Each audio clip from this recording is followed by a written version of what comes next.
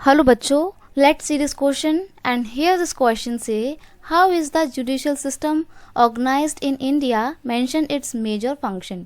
Question आपसे बोल रहा है कि इंडिया का जो जुडिशियल सिस्टम है उसको कैसे ऑर्गेनाइज किया गया है और उसके मेजर फंक्शन क्या क्या हैं। तो क्वेश्चन का यहाँ पे की कॉन्सेप्ट है judicial system and its function. तो देखो कैसा है इंडिया का जुडिशियल सिस्टम। इंडिया का जुडिशियल सिस्टम हायरार्किकल है, मतलब सुप्रीम कोर्ट सबसे ऊपर है, सबसे टॉप लेवल पे है, फिर हाई कोर्ट है एंड देन डिस्ट्रिक्ट कोर्ट है।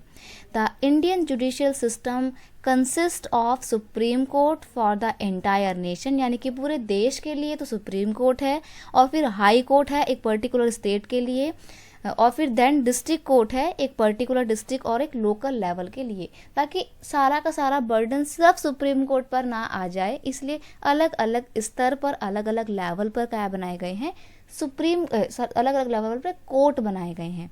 अब अगर हम बात करें जुडिशरी के फंक्शन की, तो क्या क्या काम होता है जुडिशरी का। हर तरीके के डिस्प्यूट को, लड़ाई झगड़ों को रिजॉल्व करना, जैसे कि resolve the dispute between citizen and the government, देश के नागरिकों और सरकार के बीच के झगड़ों को सुलझाना, सेंटर और स्टेट गवर्नमेंट के बीच के झगड़ों को सुलझाना। नेक्स्ट है अलग अलग 2 and more स्टेट के बीच के जो झगड़े हैं उनको रिजॉल्व करना। ये काम होता है किसका, हमारे जुडिशरी का। I hope you understand it well. Best of luck.